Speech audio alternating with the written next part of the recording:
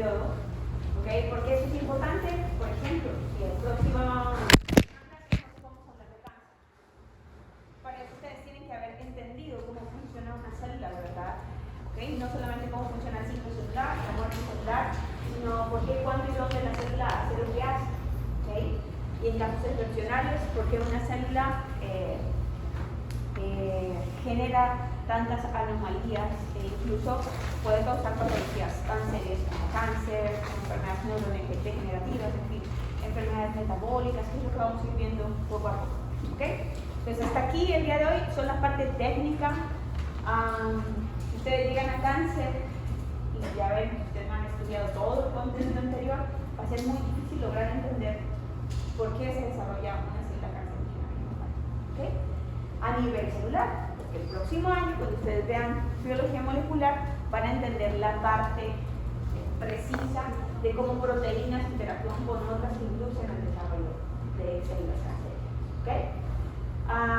Entonces, cuando hablamos de muerte celular programada, les decía, siempre hay que verlo al lado de la división celular, ¿cierto? Porque los dos procesos generan homeostasis celular. Es decir, cuando yo necesito reparar un tejido dañado, yo requiero que haya división celular, ¿cierto? Pero si las células están dañadas, entonces yo requiero de muerte celular. Si las células están viejas, yo requiero que esas células se renueven. Por tanto, necesito inducir a su suicidio para que se renueve ese tipo de células. ¿Okay? Dentro del sistema de muerte celular hay dos grandes eventos, la necrosis y la muerte celular programada. ¿Okay? Y aquí ustedes deberían entender que la necrosis es una muerte accidental, es decir, producida por algo externo y que provoca procesos inflamatorios localizados. ¿Ok? Y esos procesos inflamatorios localizados hacen que la célula no induzca su muerte, sino se estalle prácticamente. ¿Ok? Cuando hablamos de muerte celular programada, estamos hablando de procesos internos o asociados a células del sistema inmunológico que hacen que esa célula entre a muerte celular propia. ¿Okay? Nosotros lo llamamos suicidio. ¿Okay? Condiciones entonces por las que se da la muerte celular programada, chicos, hasta aquí. Normalmente, ¿por qué da la muerte celular programada? A ver, por desarrollo embrionario, estrés oxidativo, por acá, eliminación del ADN, por cambios en el ADN,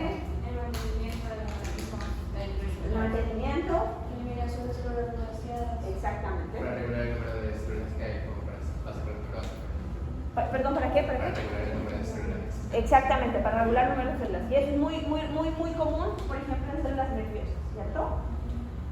Bien, entonces, la muerte celular programada, y al igual que la necrosis, está manejada por proteínas que tienen una función enzimática, ¿ok? Que son las caspasas. Ustedes pueden encontrar caspasas en los dos sistemas, de necrosis y muerte celular programada.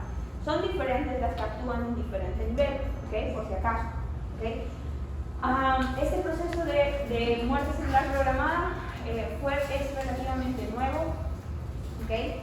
Se descubrió hace unos 15 años atrás de forma mucho más detallada. Se sabía que existían caspasas, pero en detalle no se entendía cómo se generaba esa cascada de caspasas, en donde una caspasa iniciadora tiene que activarse para activar caspasas ejecutadoras, ¿okay? Entonces todo el proceso de apoptosis está desencadenada por una familia de caspasas, todas intracelulares, ¿okay? Y que al final conducen ellas a cambios bioquímicos dentro de las células. Como la degradación de la célula. Como la degradación del ADN, por ejemplo, ¿cierto? Entonces, todos esos cambios bioquímicos se desencadenan porque esas caspasas tienen propiedades específicas. Por ejemplo, tengo caspasas que están involucradas en la degradación del ADN. Tengo caspasas que están involucradas en la degradación de proteínas de citoesqueleto. ¿Okay? Por ejemplo, la actina o la tubulina. ¿Ustedes se imaginan una célula sin actina o tubulina? Sí, sería deforme, ¿cierto? No tendría estructura, no tendría canales de comunicación intracelular, ¿ok? Tendríamos problemas. Si el ADN se fragmenta, pues no hay procesos de replicación, ¿cierto? Si se dañan las mitocondrias, no hay energía. Entonces todos esos procesos son asociados a diferentes caspasas. Cada caspasa tiene una vía por la que ella actúa en diferentes proteínas. Nosotros le llamamos a esas proteínas como dianas proteicas, ¿ok? U objetos proteicos, ¿ok? U objetivos proteicos, como quieran llamarle, le pueden llamar. En el libro se conocen como dianas proteicas, ¿ok? Entonces las caspasas sí que juegan un rol fundamental en el proceso de muerte celular programada. Bueno, esto aquí era la diferencia entre muerte celular programada y necrosis, ¿no? Y aquí siempre en los dos eventos quien juega un rol muy importante son los macrófagos, ¿ok? En los dos eventos se va a generar un debris celular, es decir, desechos, ¿cierto? Como por ejemplo cuando ustedes aplastan un champú, ¿ok? Lo matan, ¿cierto? ¿Y qué pasa con esas partes del champú? Salen volando, se dispersan. Se queda aplastado y quien se le come son las hormigas o qué sé yo, ¿cierto? Entonces hagan en cuenta eso, que al final en los dos procesos siempre va a quedar un debris celular. Y quien se encarga de esos desechos son los macrófagos, ¿ok? Se muere, pero nuestro sistema inmunológico juega un rol importante en procesar esos desechos. Ahora, algunos del contenido celular que se desecha producto de la lisis celular también es aprovechada por otras células vecinas. Ellas pueden captar nutrientes de las células que apenas han evolucionado o se han roto, ¿okay? Entonces todo se aprovecha en un tejido. Pero ¿cuál fue el ejemplo que puso? ¿Perdón? ¿Cuál fue el ejemplo? No te escuché. Zancudo. Ah, sí, era un ejemplo, ¿no? Es algo irreal, ¿no? Como para que entiendan en palabras sencillas, ¿no? No vayan a poner allá que el champú hace apoptosis, porque que ya me ha pasado, yo les dije, ¿no? Sí. Ok, entonces en metazoos, en mamíferos, el proceso de apoptosis es fundamental, chicos, porque está asociado a procesos neoplásticos, es decir, a que un embrión se desarrolle de manera adecuada. Entonces, cambios tan importantes como que en un principio nuestras manitas tengan esas membranas y luego, ustedes se ven, no tienen membranas.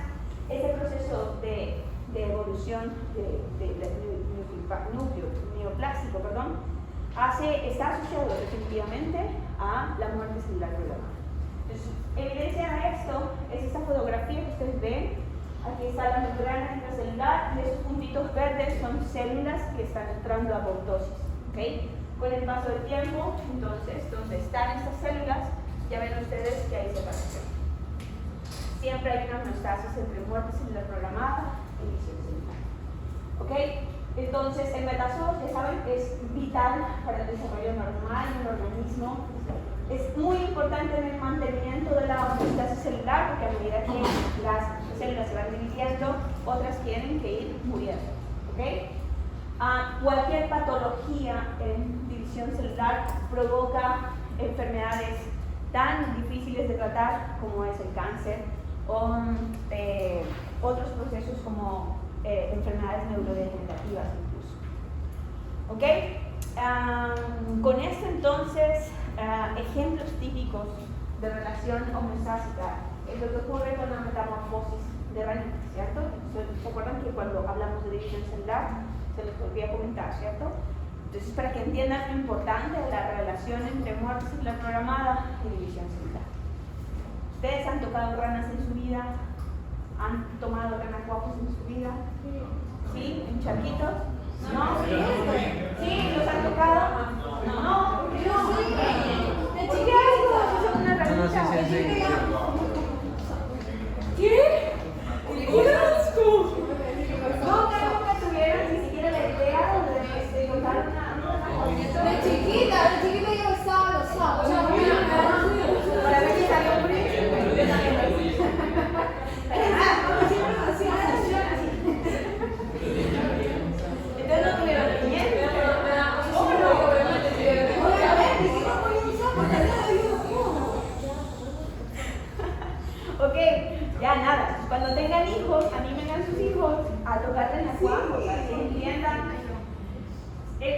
actividad de niños muy como de open mind, es llevar tu renacuajo en una bolsa y enseñarle a los niños todo el proceso de metamorfosis. Porque la forma en como los niños ven la vida es muy diferente a como ya estamos grandes, ¿no? Nosotros ya lo vemos una simple rana, pero de niños es muy importante ver procesos evolutivos y que vayas entendiendo por qué cada cosa. Aunque no lo sepas, ya la información que se procesa va a otro nivel, ¿no? También las mariposas son espectaculares. ¿Okay? Nada, consejo, si alguna vez tienes hijos, que espero que no los tengan porque salen caros.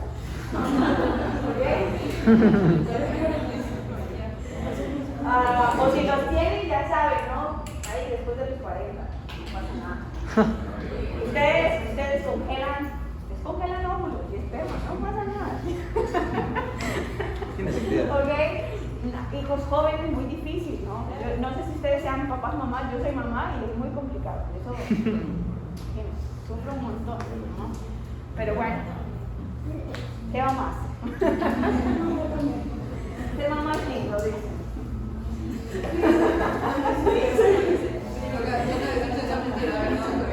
¿Cómo?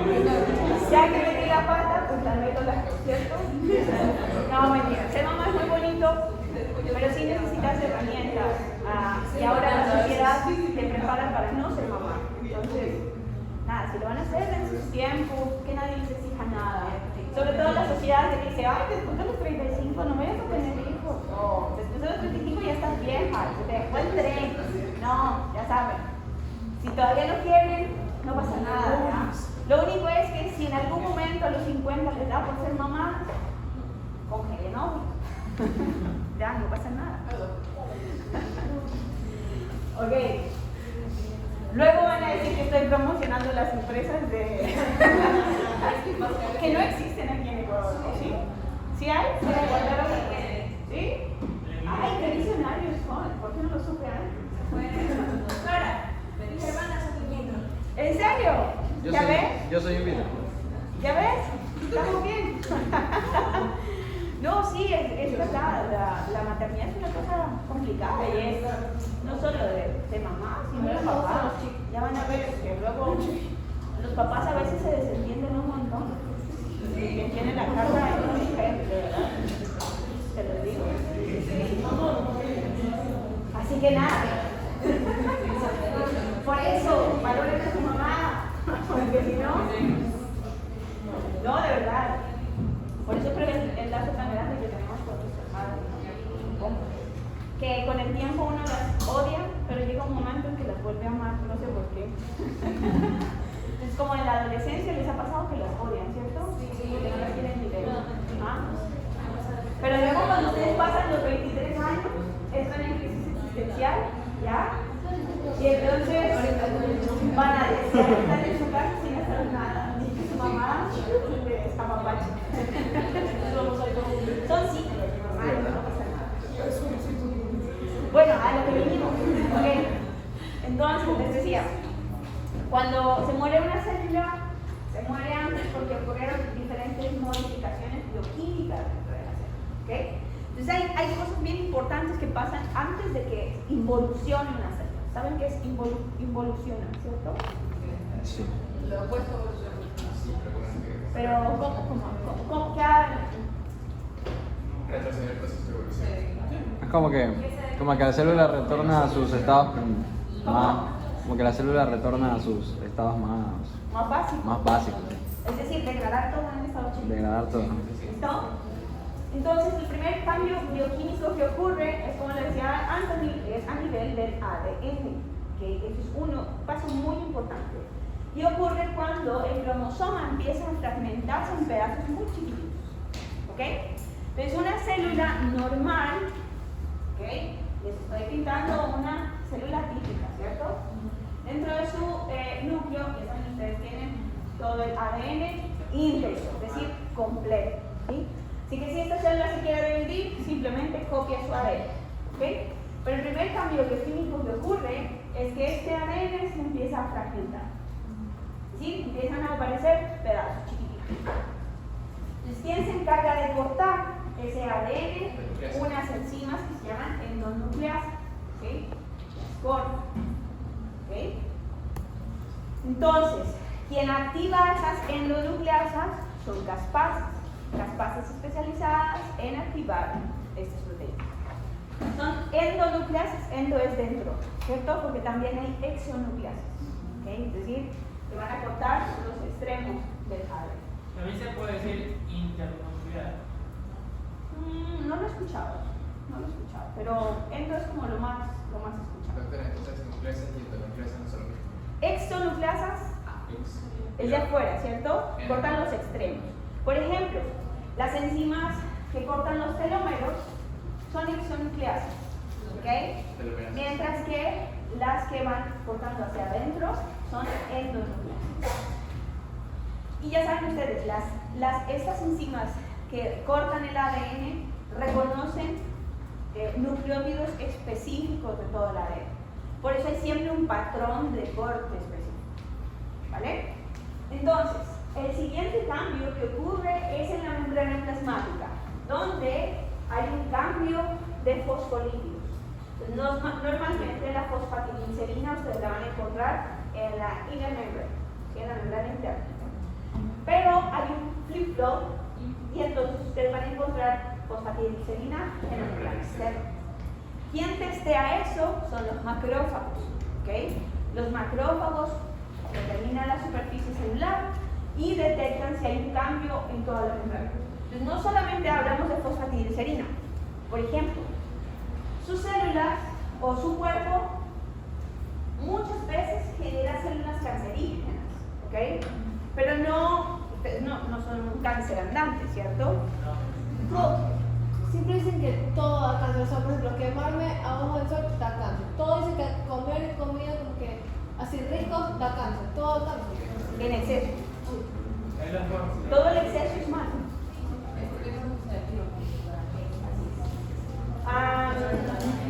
Me olvidé de lo que se estaba pensando. Sobre que no somos cáncer andante. ¿Por qué nosotros no somos un cáncer andante? Porque nuestras células del sistema inmunológico detectan a nuestras células cancerígenas. Entonces, quien se encarga, por ejemplo, de eliminar las células cancerígenas son las células natural killer, que forman parte de nuestro sistema inmune innato. ¿Okay? Entonces, por eso no somos un cáncer andante. ¿Sí? Entonces, sí, las células del sistema inmune normalmente detectan que hay una célula cancerígena y si hay una célula cancerígena, la marcan y ¡boom! Desaparece.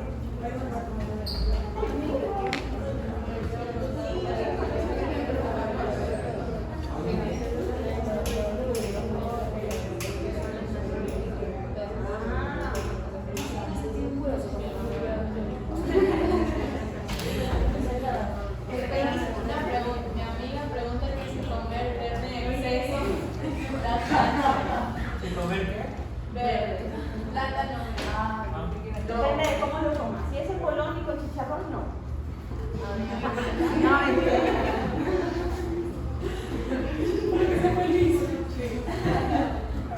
No, toda su alimentación debe estar equilibrada. Así es. Entonces, ser vegano es muy peligroso y ser muy carnívoro también. Hay que tener un balance.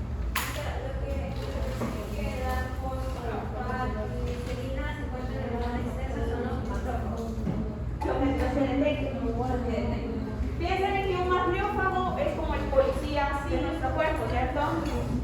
Su sistema linfático sirve para que ellos deambulen por todo su cuerpo. Y cuando detectan algo extraño, como por ejemplo el cambio de esa asimetría de membranas, entonces ellos tienen receptores específicos y activan la muerte celular interna. ¿Ok? Se llama vía extrínseca. Quienes realmente inducen esa muerte es posible. Ya lo vamos a ver, ¿vale? Entonces, ese cambio en la membrana plasmática es otro cambio bioquímico. El siguiente cambio bioquímico ocurre por pérdida del potencial eléctrico a través de la membrana interna de los mitocondrios. Y tiene que ver mucho con el cuarto punto, que es la duplicación del citocromo C.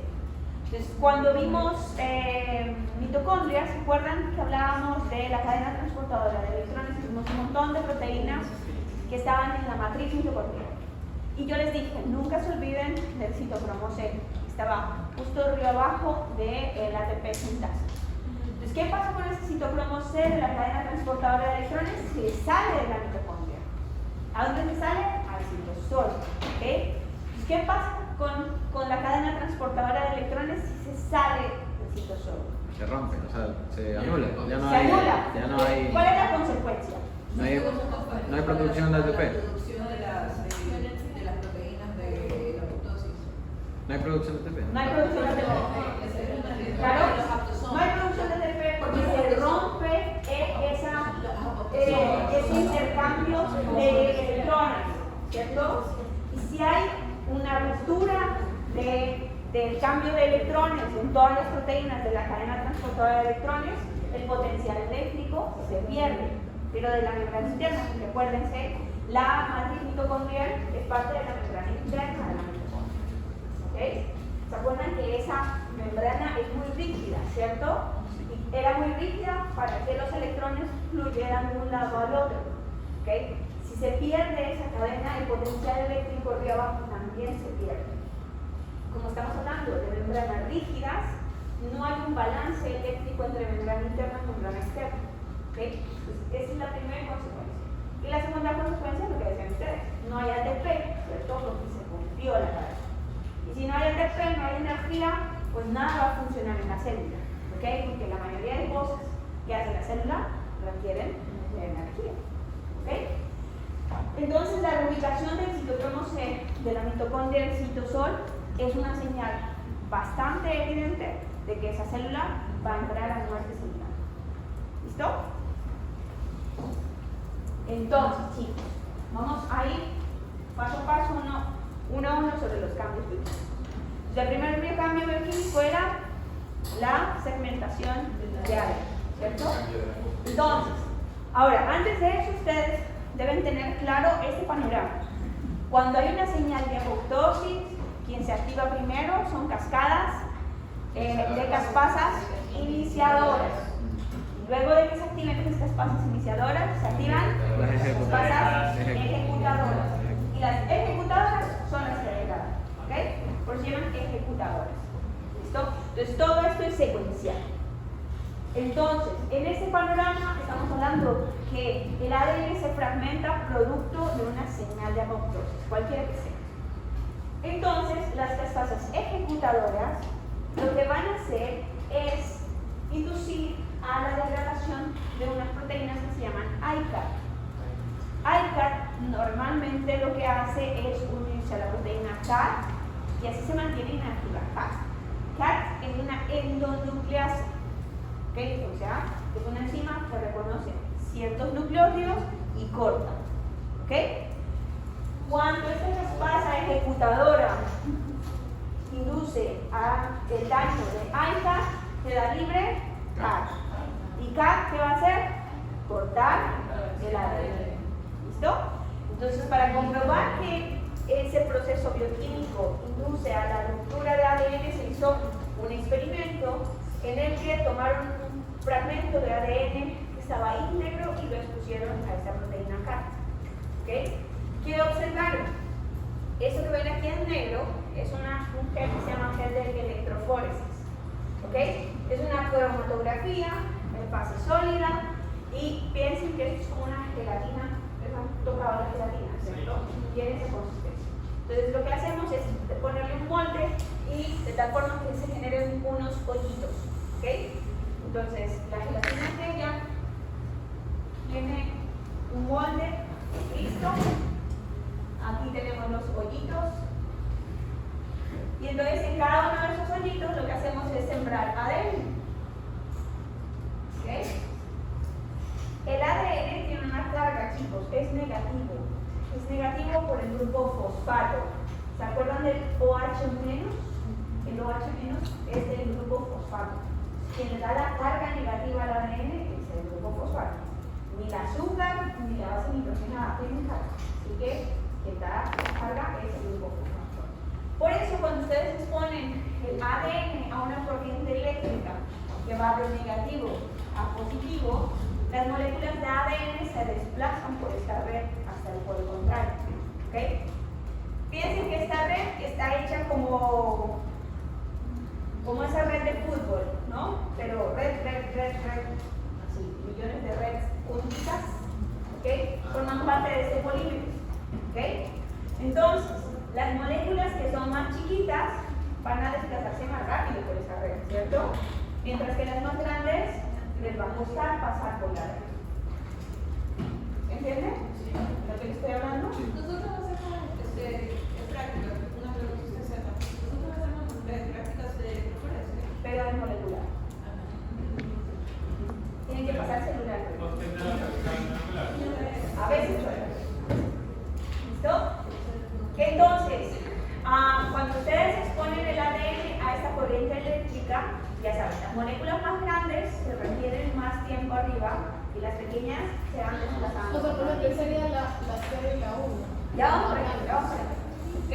Entonces, si ven en el... bueno, otra cosa que tienen que saber cuando hablamos de ADN, yo les decía en algún momento, que cuando ustedes vayan a estudiar molecular y vean la parte experimental, tienen que tener fe, ¿cierto? Porque no van a ver nada hasta el final de los experimentos. Y por ejemplo, cuando ustedes vayan a extraer ADN, van a ver un tubo y no hay nada. ¿Ya? Porque, por ejemplo, el ADN no tiene color, sabor, olor, nada.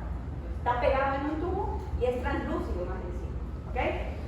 Entonces, la forma de verlo es agregándole algún colorante para que emita alguna fluorescencia. ¿Listo? La mayoría de cosas que hacemos en el laboratorio son porque agregamos fluorescencia a algo, ¿ya? Porque las proteínas tampoco se pueden ver a simple vista. Les agregamos colorantes.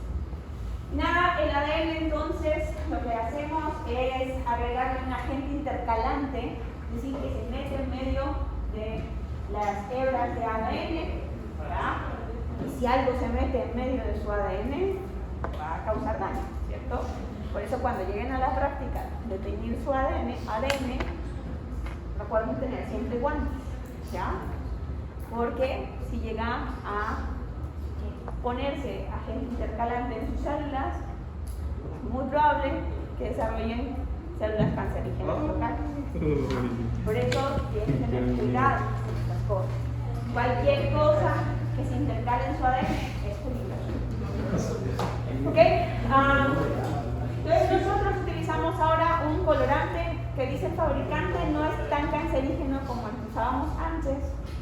Antes usábamos bromuro de tidio y yo recuerdo, eso fue en la universidad al inicio, había solo un cuarto donde había bromuro de tidio y todo lo que estaba ahí tenía con bromuro de tidio, entonces tenían que entrar con doble pata, doble guante, todos forrados.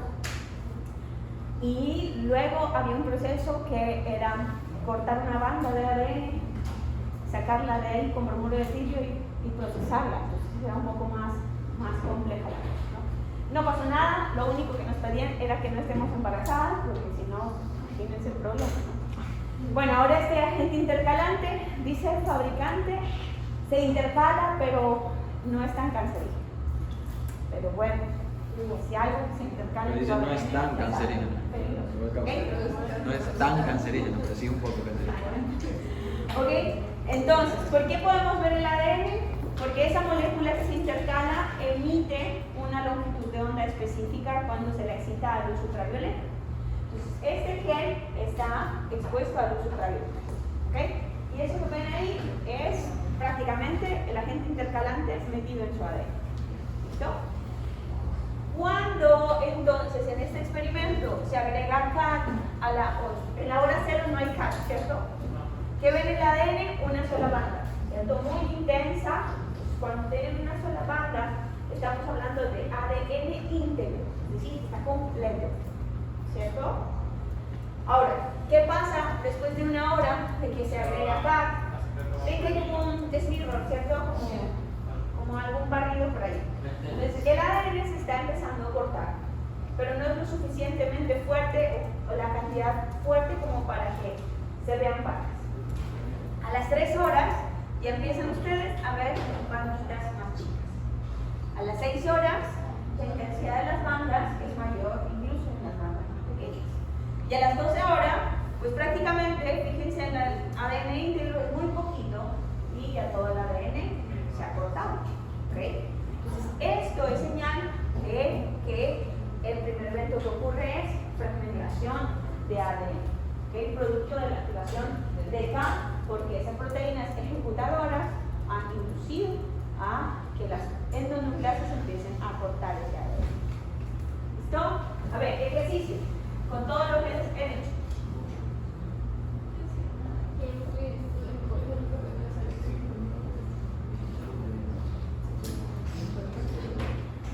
Bueno, nosotros cuando hacemos pruebas de electroforesis, a nosotros nos venden fragmentos con tamaños conocidos, ¿ok?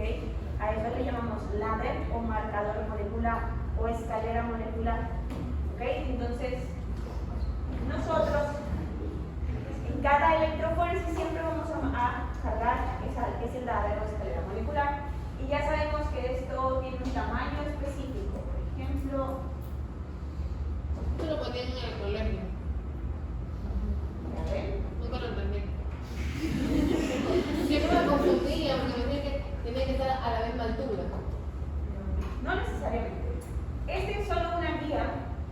Entonces, esto es comercial, chicos. A ustedes les venden un ladder que dice, este llega máximo a 10.000 kilobases. Es decir, esta banda tiene 10 kilobases. Esta 5, 3, 1, 500 para llegar hasta 5. Con esto, chicos, entonces, pongamos, aquí está la muestra 1, 2 y 3. La primera pregunta es, ¿cuál es la molécula más chica que vemos? La de 500. La de 500. ¿Pero cuál de todas esas? La de 500 para más. La de 50 para. La de 5. Ustedes me van a dar la respuesta a este bloque. La siguiente pregunta va aquí, la última. ¿Cuál es la molécula de ADN más chico dentro de todo ese patrón de bandera? La muestra 1. ¿Y cuál? Pablo? Sí, pero es para atrás porque A ver. 3, ¿seguro? la última de atrás. Esta es la más chica. Por acá adelante dice sí. A ver. Esta. Ya. Hay un dilema, ¿ya? Ya. Sus compañeros dicen que la banda más pequeña es o esta o esta. ¿Ya? ¿Qué piensan ustedes? Ahora vamos con este bloque, ¿vale?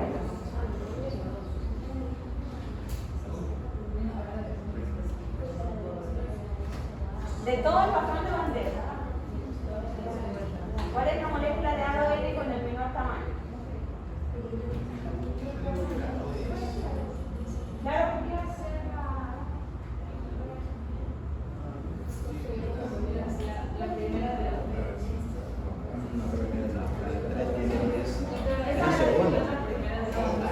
Porque la primera tiene 10 kilobases, luego entre más 4 kilobases, 1 kilobase y 500. La segunda solo tiene entre 8 kilobases, luego tiene 500, pero recuerda que la última también, tiene 10K, 10K. La segunda, porque es que tienes para ver la voy a poner, ¿vale? Voy a poner. magnitud total, Compañera creo de que tienes que sumarla. Segunda. Ya hay 3 posibilidades. ¿Ya? A, B o C. No, pero ¿qué? Ya pues, sobre una. En ese caso solo se pone uno, entonces es la de abajo, la abajo a la derecha. Esta. La molécula más pequeña es esta. muy difícil poner. Por eso yo ya les La expliqué. de abajo a la derecha, no sé cuál es. Con todo lo que les dije. A ver, ¿se acuerdan de lo que les expliqué de la red de fútbol? Sí. Piensen en que tienen muchas redes de fútbol en toda esta matriz, ¿vale? Ustedes tienen que pasar este ADN que yo sembré aquí hasta abajo. ¿Quién pasa primero? La más chiquita. La más chiquita. Entonces es la de abajo. ¿Quién es la más chiquita? La de abajo a la derecha, la de 50 pares de abajo. La de Esa. Entonces, entre más pequeño, más rápido se moviliza hacia el lado positivo. ¿Listo? Entre más pequeña la molécula, más rápido llega positivo. Porque tiene que pasar por esa red. ¿Sí?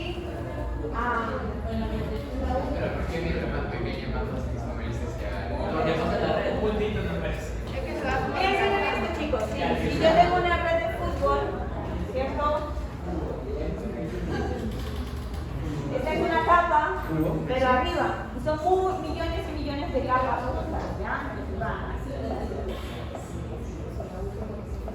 ¿Ok? Entonces, si soy una molécula grande, tengo que pasar por toda esta red. Va a ser muy difícil. Es como que se une. Doctora, ¿y en el experimento qué representaría la red? El experimento ¿qué representaría la red? ¿Qué? El El gel electroforesis. El gel es así. Es un polímero y genera una redcita. Y si la molécula es chiquitita, es mucho más fácil de pasar por esa red. ¿Cierto? Entonces, por eso las moléculas más pequeñas se movilizan más rápido. Mientras que las más grandes quedan retenidas más tiempo. ¿Ok? Con el paso del tiempo, esa grande llegará a movilizarse hasta acá. Pero le va a costar mucho. ¿Ok? Horas. Exactamente. ¿Ok? Ahora, bien. Esta es la más pequeña. ¿Listo? La siguiente pregunta para allá. El último grupo. ¿Cuál molécula de ADN es la más pesada? La 10. La primera. La de arriba a la izquierda. La primera. La superior. La más superior. La primera. La primera. La primera fila. La de arriba a la izquierda. Esa. La de arriba. ¿Alguien da más? Debe ser la de arriba, la que está por encima de ¿Esta? ¿Esta?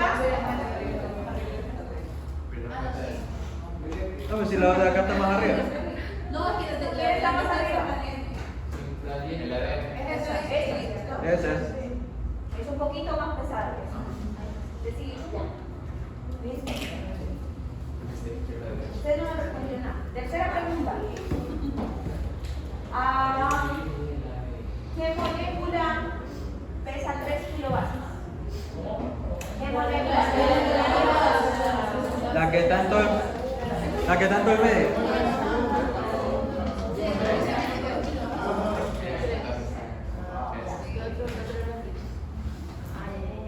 ¿Cuál es el grupo? Más difícil. ¿Qué molécula pesa 700 pares de base? 700 pares de base.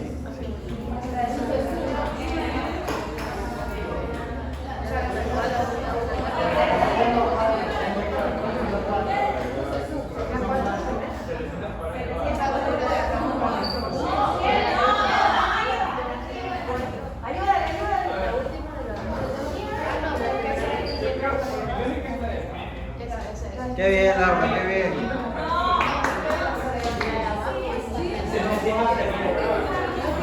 Pero, o sea, está triangular la posición, nada más.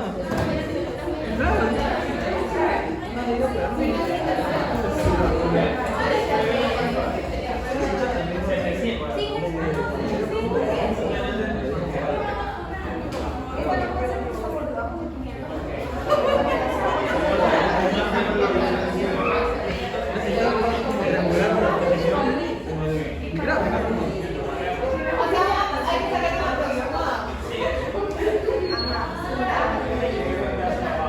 Un kilobases con 1000 pares de base.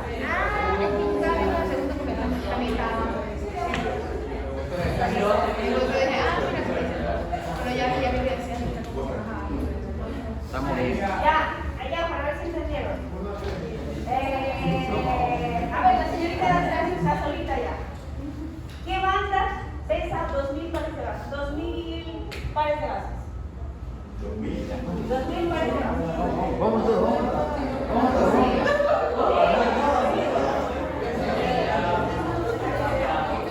Vamos a ir todos, doctor. Con ella, pues, ¿verdad? Pero, o sea, con ella, pues no.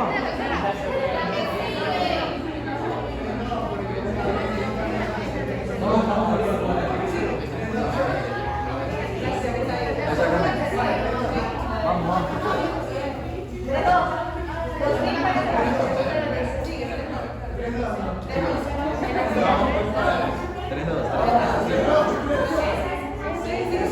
Caliente, caliente, caliente.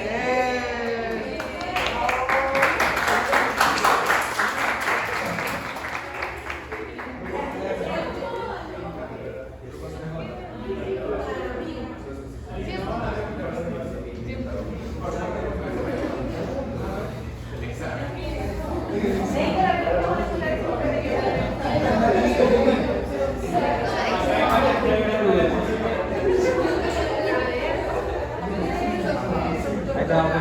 como para ver la Listo, fecha. hasta ahí, claro, ¿cierto? Ok. Entonces, para que quede claro la actividad de las caspases. Recuerden, una caspasa iniciadora se activa y posteriormente se activa caspasa ejecutada. Para entender eso hay que entender la estructura proteica de una caspasa. ¿Okay? Las caspasas solo se van a activar cuando hay una señal de apoptosis. Si, por ejemplo, la célula se envejeció, entonces quien desea eso, por ejemplo, es una proteína que verifica que los extremos del cromosoma tengan telómeros. Si no hay telómeros, hay un cambio bioquímico y eso hace que se activen cascadas de caspasas. ¿Okay? Supongamos entonces que hay una señal de apoptosis. Esa señal de apoptosis lo que hace es activar a las caspasas iniciadoras. Normalmente, cuando una célula no está en apoptosis, las caspasas están en monómero, es decir, están separadas. ¿Ok? Y las caspasas tienen dos dominios, chicos. Un dominio, que en este caso es el dominio adaptador. ¿Ok? Este dominio es el que le permite reconocer la señal de apoptosis. ¿Ok? Y luego está el dominio que se conoce como proteasa. ¿Ok? Cuando hay señal de apoptosis, se une una caspasa con otra caspasa generando un dímero. ¿Okay? Pero solo se activan cuando en el dominio proteasa hay un cambio de conformación de la proteína. ¿Dónde? En el sitio de clivaje. Piensen que el sitio de clivaje es como la punta de los marcadores. ¿Okay? Tiene que haber un cambio de conformación para que las dos proteínas se unan. ¿Listo? Si se unen, se dimerizan, entonces estamos hablando de caspasas activadas. ¿Listo? Entonces aquí quien juega un rol importantísimo para que se active es el cambio conformacional de clivaje, que hace que se generen los dímeros. Primero viene a ser el cambio químico o la señal apoptótica. Primero la señal apoptótica. Sin señal apoptótica no hay La cambio. señal apoptótica va a la estructura de la. Claro, porque quien reconoce la señal apoptótica es este dominio que se llama binding domain. ¿Cómo se llama? Binding domain. O dominio de unión, como sea llamado. ¿Listo? Y luego ya hay un cambio conformacional del sitio de clivaje y las proteínas se activan. ¿Listo? Porque estos son enzimas, recuerden. Se activan las caspasas iniciadoras y ahora sí induce a que las caspasas ejecutadoras, lo mismo, generen dímeros y ya dimerizadas, ahora sí, estas son las que inducen el clivaje o la degradación de moléculas. ¿Listo? Otra vez, pero con otro mono, ¿ok? Entonces, aquí arriba yo tengo caspasas en monómeros, ¿ok? Tienen dos dominios. El dominio binding domain, que es el que reconoce la señal, y el proteasa domain, ¿ok? Cuando hay una señal, se cambia la conformación del sitio de clivaje, se dimerizan, ¿cierto? Y entonces en ese momento hablamos de caspasas activadas. ¿Ok? Los prodominios son los dominios adaptadores, que estas proteínas ya activas sueltan ese dominio. ¿Ok? Por tanto quedan dimerizados solos. Estas caspasas activadoras activan caspasas ejecutadoras y las ejecutadoras tienen blancos o dianas específicos que van a cortar. Sencillo, ¿cierto? Otra, antes de que se dimerizan, ¿de qué estamos hablando? ¿Se dimeriza qué cosa? De una caspasa inactivada, antes de que se dimerice. Esto, Claro. las caspasas, si no hay señal de apoptosis, las caspasas van a estar separadas. Y es monómero. Sí, exactamente. O sea, para que se activen, tiene que llenarse un dímero. La parte de arriba de gris viene a ser el dominio domain y lo de abajo verde oscuro es. Binding domain en blanco y esto verde es el proteasa domain. Todo lo de verde es solo lo último. Todo lo de verde, todo lo de verde. Solo que esta verde oscurito es para diferenciar el sitio de clivaje. ¿Cómo es el libro? El sitio de clivaje es el sitio de cambio de conformación de la proteína, hace este cambio y hace que se unan las dos proteínas. Es como que se sueltan. Y eso pasa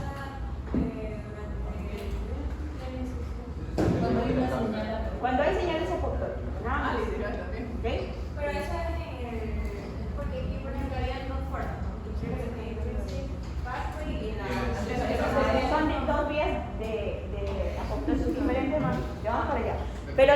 mecánica de esto es ese cambio conformacional que activa caspasas iniciadoras. Y si se activan las caspasas iniciadoras, ellas activan a las caspasas ejecutadoras. Por eso es una señal, una cascada de caspasas. ¿Okay? El binding domain y el proteasa domain. Se puede llamar así. Sí, porque al final se suelta del binding domain. ¿Listo? Entonces, en humanos reconocemos varias caspasas, las más importantes, las caspasas involucradas en inflamación, la 1, la 4 y la 5, es decir, tienen relación con necrosis. ¿Okay? Y si hablamos de caspasas en apoptosis, hablamos de caspasas iniciadoras, 2, 8, 9, 10, y si son ejecutadoras, 3, 6 y 7. Ya saben, cada caspasa tiene flancos proteicos diferentes. Por ejemplo, proteínas que eliminan la lámina nuclear. ¿De qué estaba hecha la lámina nuclear? La lámina nuclear ¿De qué estaba hecha la lámina nuclear? En el núcleo, claro.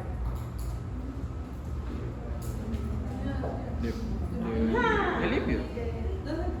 La lámina nuclear. ¿De qué proteína está hecha la lámina nuclear? Orinas. No, no es purina. Purina es nuestra agua.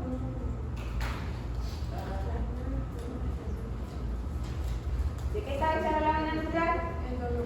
De proteínas.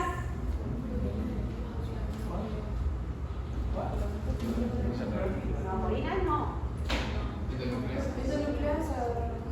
No, esa es la de. La lámina nuclear. De proteínas de citoesqueleto. Filamentos, o sea, ¿se acuerdan esa cuerda que les mostraba en una diapositiva que hacía que los cromosomas se alinearan de manera adecuada, ¿cierto?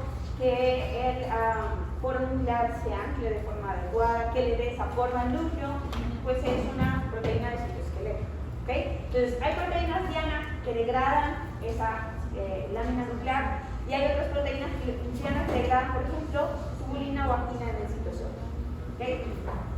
Hay proteínas que mantienen a las endonucleasas en estado inactivo y que posterior a la activación de las caspasas, esas endonucleasas empiezan a activarse, ¿okay? Como la CAR. Y hay algunas que eliminan componentes del citoesqueleto o de adhesión célula-célula. ¿Okay? Entonces, hay dos vías de señalización en mamíferos por las que se da esa apoptosis. La vía extrínseca, que habla de algo externo, ¿cierto? La vía intrínseca. Si hablamos de algo externo, es que nuestro sistema inmunológico, nuestros linfocitos son capaces de detectar cambios a nivel de membrana en nuestras células, como por ejemplo el cambio de fosfatilicerina. ¿Okay? O por ejemplo, las células cancerígenas, nosotros las podemos detectar porque en la membrana encontramos chaperonas. Y no es normal encontrar chaperonas en membrana, sino en el citosol. ¿Okay? Entonces los linfocitos detectan que hay cambios en asimetría de membrana. Entonces, estos linfocitos tienen un receptor que se llama FAST. Nuestras células tienen un receptor que se llama el receptor de muerte por FAST. Cuando hay cambios de membrana en nuestras células, los linfocitos se unen a ese receptor de muerte. ¿Okay? ¿Qué va a pasar después? Se ancla una proteína chiquitita que se llama FAT. ¿Okay? Y FAT tiene dos dominios funcionales. El dominio de muerte, que se une al dominio de muerte del receptor de muerte. ¿Okay? Y está el dominio efector, que es el que permite la unión con caspasas iniciadoras, como por ejemplo la 8 o la 10. Entonces, todas estas proteínas generan un complejo proteico que se llama DISC. DISC es un complejo típico de vía extrínseca. ¿Okay? Ahora, todavía no están activas las caspasas, ¿cierto? ¿Cuándo se activan? Cuando pasan las Cuando capas 8 y 10. Cuando, o sea, hay un cambio conformacional. Cuando hay un cambio conformacional en el sitio de activar. Ajá, y se le ve el ¿Cierto? citoplasma. Ok, todavía no. Esto es vía explícita. ¿Okay? No. Entonces, estas caspasas se sueltan del dominio adaptador. ¿Okay? Y se dimerizan cuando hay ese cambio conformacional en el sitio de clivaje. Entonces, aquí estamos hablando de caspasas iniciadoras activas. Y Después de que se activan las caspasas iniciadoras, ya saben ustedes, Se activan las iniciadoras y la apoptosis. ¿Quién se encarga del debris celular? Listo. ¿Listo? Así se muere una célula por vía extrínseca. Bien, la vía extrínseca es un poquito más complicada porque está involucrada en más proteínas. ¿Ok? Esto es básico de que entiendan, así que pónganle ojo a esta diapositiva. Porque no la repito. ¿Ok? Estamos hablando de la mitocondria. Recuerden que el citocromo C está en la membrana interna. ¿Ok? Si el citocromo C logra salir por un estímulo de apoptosis, entonces en el citosol, en el citoplasma, hay una proteína muy importante que se llama APAF. ¿Ok? APAF normalmente en su conformación estructural tiene un dominio que ocupa su sitio activo, que es el dominio CAD. ¿Ok? Y CAD, cuando se libera con el citocromo C, compite con ese sitio activo. Siempre el citocromo gana. ¿Ok? CAD ocupa el sitio activo de APAF. ¿Ok? Y el dominio CAD queda libre. Pero el dominio CAD siempre busca unirse a otros CAD. ¿Ok? Por eso, cuando se libera el citocromo C, se genera una estructura anular unida por diferentes dominios CAD de diferentes proteínas APAF. ¿Ok? Generando lo que conocemos como apoptosoma. ¿Ok? Cuando ustedes ven una célula y tienen o reconocen estructuralmente un anillo, estamos hablando de que esa célula está entrando a muerte celular por vía intrínseca. Al microscopio electrónico así se ve el apoptosoma, es anular la cosa. Prácticamente estas partes aquí serían los dominios CAD. ¿Ok? Posterior a que se genera el apoptosoma, se reclutan las proteínas caspasas. Proteínas caspasas, como la caspasa 9, tienen dominio CAD. ¿Okay? Si tienen dominio CAD, ya saben, se va a unir con los CAD del apoptosoma. ¿Okay? Entonces, posterior a esto, estas caspasas se liberan del dominio adaptador, se unen, generando un dímero, se activan, por tanto se quedan caspasas iniciadoras, ejecutadoras y la célula muere. ¿Listo? Esa es vía secuencial. Esos que compiten de APAF1 con el citocromo C, ¿verdad? No, el dominio CART de APAF1 con el citocromo C. ¿Listo? Bien, ¿cómo se logró identificar que realmente el citocromo C juega un papel importantísimo? Pues resulta que con este experimento en el que marcaron el citocromo C con una proteína fluorescente, ustedes ven que hay un citocromo C donde hay tinta verde, ¿ok? Y la membrana interna o la membrana de la mitocondria está pintada en rojo. Entonces, donde está el citocromo C, está la membrana, ¿sí? El citocromo está dentro de la membrana. Eso en condiciones normales. Cuando ustedes exponen a una célula a luz ultravioleta, generan daño en el ADN, ¿ok? Y si no se repara, entonces entra estrés celular y muerte como tal. ¿Qué pasa cuando esas células son tratadas con UV? Pues si se fijan, la señal verde ahora está en el citosol. ¿Okay? Pues así se descubrió que efectivamente la liberación del citocromo C de la membrana interna de la mitocondria al citoplasma juega un rol importante en la muerte celular. ¿Listo? Entonces, ahora sí necesito que me pongan atención porque si no entienden esta diapositiva, no van a entender nunca cómo funciona la vía intrínseca. ¿Ok? Entonces, chicos, dentro del grupo de proteínas que están involucradas en la activación de la apoptosis, son 3 familias. Todas se llaman BCL2, pero no se confundan, porque la BCL2 propia es la BCL2 de las proteínas antiapoptóticas. ¿Ok? Generalmente le llamamos BCL2 a toda la vida, porque es una familia de proteínas. ¿Ok? Pero están divididas en grupos. El primer grupo son proteínas antiapoptóticas. ¿Qué significa anti? Que previene o inhibe, ¿cierto? Entonces, dentro de las proteínas antiapoptóticas en mamíferos hay 2, BCL2 y BCL-XL. ¿Ok? En estructura, las proteínas conservan 4 dominios, PH1, 2, 3 y 4. ¿Listo? segundo grupo de proteínas son las proapoptóticas BH1, 2, 3. ¿Qué tienen esa estructura? Pues que tienen los dominios 1, 2. ¿Ok? Dentro de este grupo proapoptótico, ¿pro qué significa? Que estimula, Estimula, ¿cierto?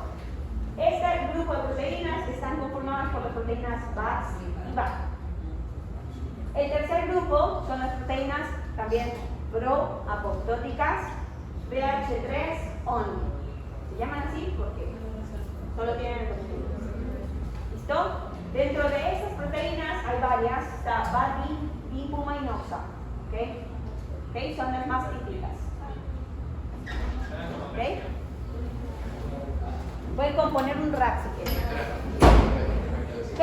Hasta ahí clarísimo, ¿cierto? Que hay diferentes tipos de Pero proteínas. es una familia que tiene como que hermanos que tienen sobrinos. O sea, sí se podría decir. No, todas son diferentes. Listo, entonces chicos, con esa información ya dieron a aprenderse el nombre de ese producto. Te aconsejo que no te vayas. Entonces, con esa información ya ustedes saben qué hace cada una de estas proteínas, ¿cierto?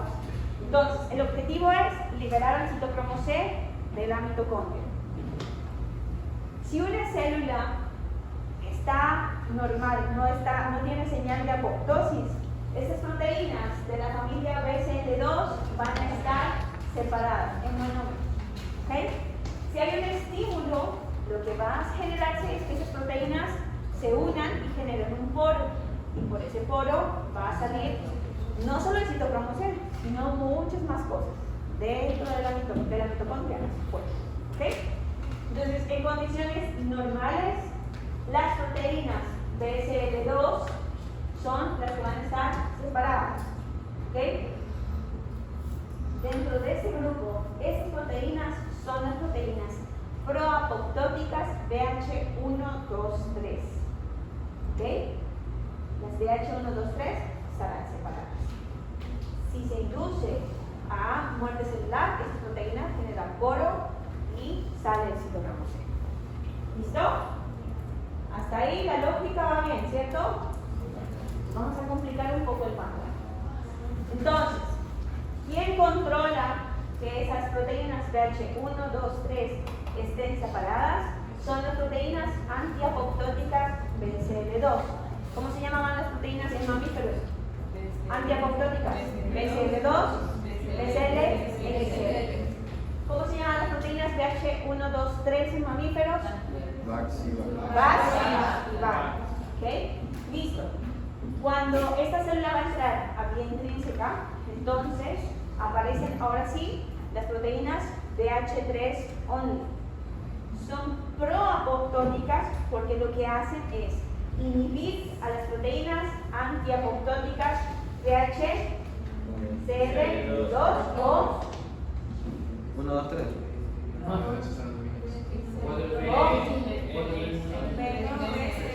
BCL. BCL. ¿Ok? Son las proteínas antiapoptóticas. ¿Ok? Entonces, ¿cómo se llamaban las proteínas BH3 only?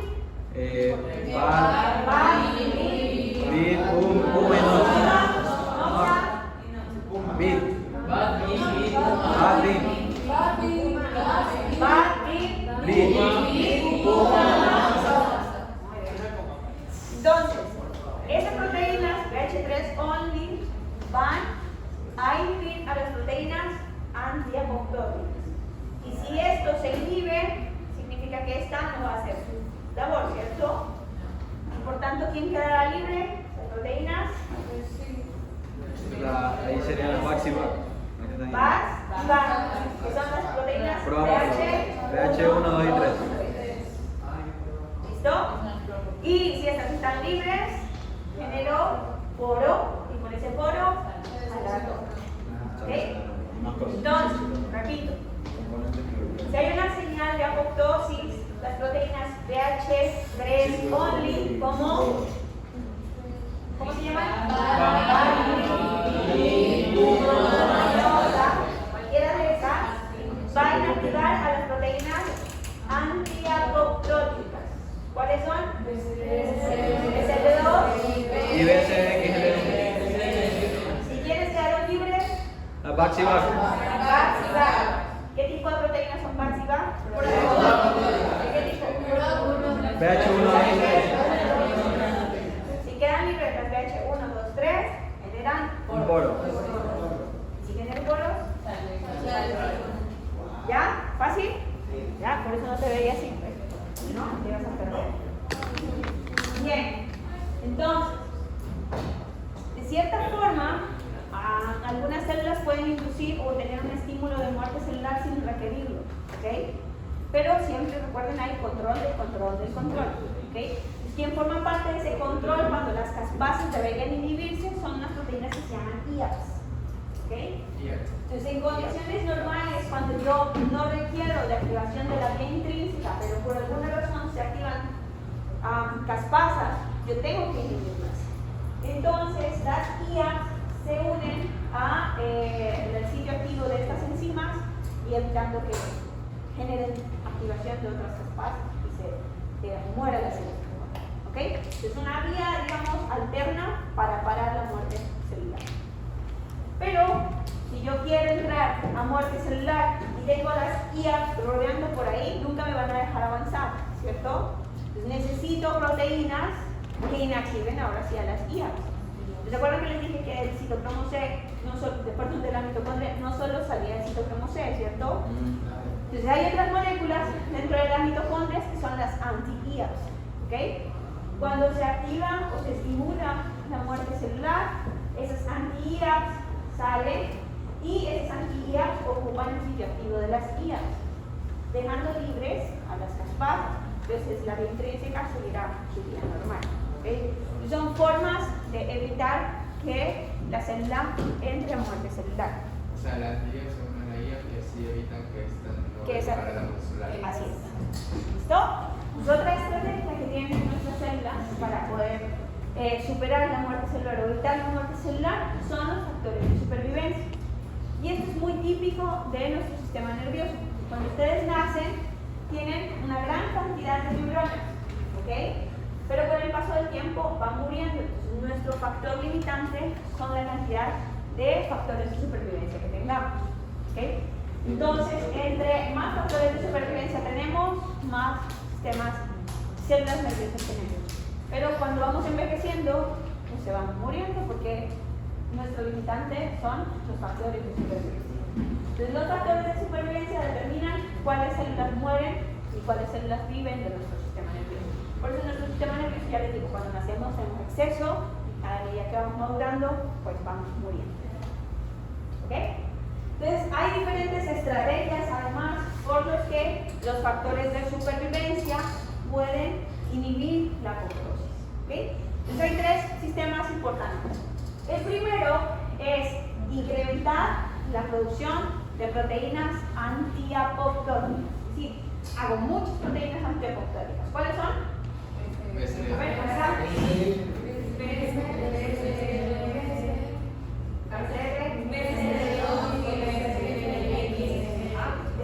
Entonces la célula genera muchas de esas proteínas antiapoptóticas. ¿Ok? Si genero mucho, lo que estoy haciendo es evitar que las proteínas BH1, 2, 3 se junten, ¿cierto? Entonces, esta es una estrategia. Estos factores de supervivencia son señales extracelulares, chicos, que tienen receptores específicos y que activan cascadas de señalización específicas. ¿Okay? Y esas cascadas de señalización hacen que proteínas que se translocan al núcleo induzcan la transcripción y posterior traducción y producción de proteínas antiapoptóticas. Entonces, el exceso de proteínas antiapoptóticas puede inhibir la apoptosis. ¿Okay? La otra estrategia es la inactivación de las proteínas proapoptóticas BH-only. Entonces, ¿qué está haciendo la célula? En palabras sencillas, todo este bloque. La siguiente estrategia de supervivencia es inactivar la